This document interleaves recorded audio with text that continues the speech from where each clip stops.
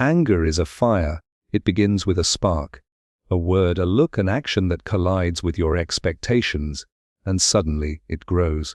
It races through your mind, searing your judgment, filling you with heat, with urgency, with the feeling that you must react, you must respond, you must make them understand. But what happens when you let that fire burn unchecked? It consumes everything in its path. Your peace of mind, your relationships, your ability to think clearly. When the flame dies down, you're often left staring at the damage it caused, wondering why you said what you said, why you did what you did. The Stoics, those ancient philosophers of resilience and self-mastery, understood this danger better than most. They knew that life would never be free from moments that provoke us. Someone will cut you off in traffic. Someone will lie about you. Someone will betray your trust.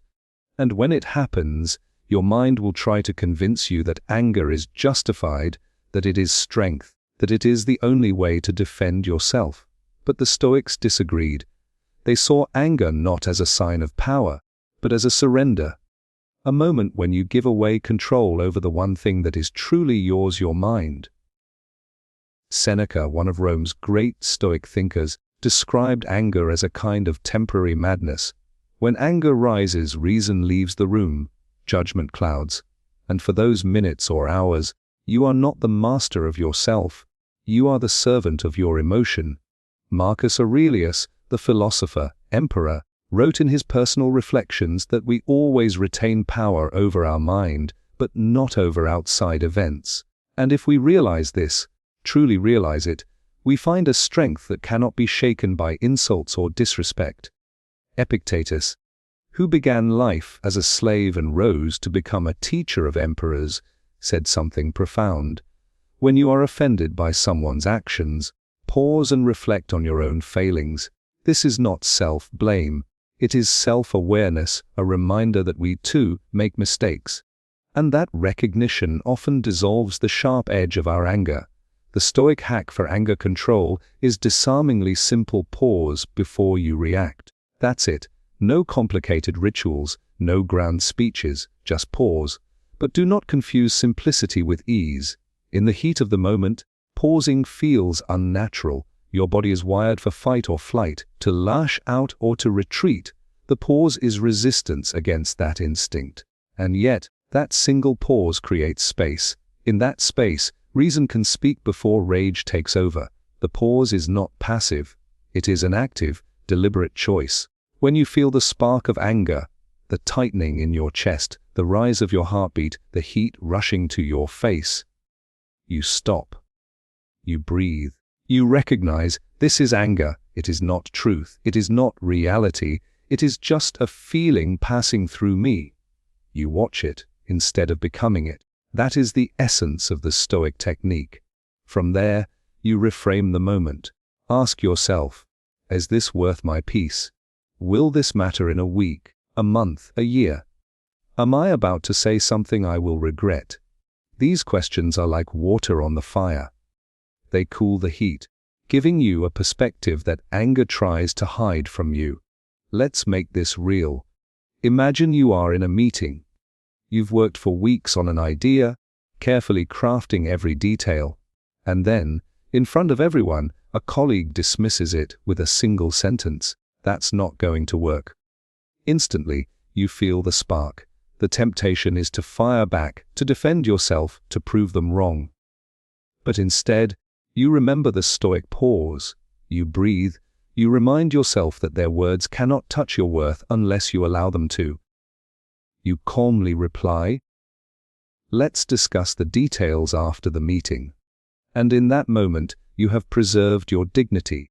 You've refused to give them the satisfaction of controlling your emotional state. That's not weakness. That's mastery. Seneca wrote that the greatest remedy for anger is delay, not suppression. Delay. Suppression pushes anger deep inside, where it festers and grows. Delay gives it room to cool, to shrink, to lose its urgency. It turns a raging storm into a passing cloud. Marcus Aurelius reminded himself daily that people would be rude, selfish, ungrateful, and unjust. and that expecting otherwise was a recipe for constant disappointment. If you prepare your mind for life's provocations, you are far less likely to be thrown off balance when they arrive. The Stoics also saw anger as a form of slavery. When you let someone's words or actions dictate your emotional state, you have given them control over you. Think about that. Imagine someone you dislike having the ability to decide whether you feel peace or rage. Why would you hand over such power? Every time you choose to pause instead of react, you take that power back. There is a deeper reason the Stoics distrusted anger. It blinds judgment. In anger, we exaggerate the offense. We assign motives that may not exist. We speak words that cannot be unsaid. We take actions that cannot be undone. How many friendships have been destroyed by a single argument? How many careers have been derailed by one impulsive outburst? The Stoics understood that a moment of self-control can prevent years of regret. And yet, they did not advocate for becoming emotionless. Stoicism is often misunderstood as a call to feel nothing. But the Stoics felt deeply. They simply refused to be ruled by those feelings. Anger might rise, but it does not have to lead. It can be observed, questioned, and ultimately set aside in favor of a response aligned with reason and virtue. Practicing this hack begins with awareness. Throughout your day, notice the small irritations: someone chewing loudly, a slow cashier, a driver who doesn't use their turn signal. These are training grounds.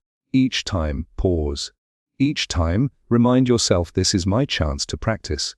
Over time, you'll find that the pause becomes natural, even in bigger, more emotionally charged situations.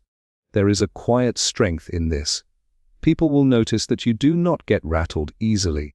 They will wonder why they cannot provoke you. And in a world where outrage is common currency, your calm will stand out as something rare and valuable. But the real reward is internal. You will end your days without the heavy weight of regret for words spoken in anger. You will sleep without replaying arguments in your head. You will find that your energy, once wasted on pointless battles, is now free for what truly matters. The Stoic hack for anger control is not a one-time fix. It is a discipline, a daily choice. There will be times you fail. You will lose your temper, say things you wish you hadn't. That's part of the process. When it happens, forgive yourself quickly and return to the practice. As Epictetus said, "No man is free who is not master of himself." Mastery is not perfection, it is persistence. So the next time you feel that spark, remember, you are not obliged to follow where it leads. You can choose to pause. You can choose to breathe. You can choose to act, not in the heat of impulse, but in the clarity of reason. This is the Stoic way. This is how you reclaim the steering wheel of your own life. And as Marcus Aurelius reminded himself in the privacy of his journal, the best revenge is to be unlike the one who wronged you. Our anger is a fire. Let it burn uncontrolled, and it will consume you. But master the pause, and you hold the bucket of water in your hand. You get to decide whether to feed the flames or put them out. And in that choice lies the difference between living at the mercy of the world and living as the master of your own mind.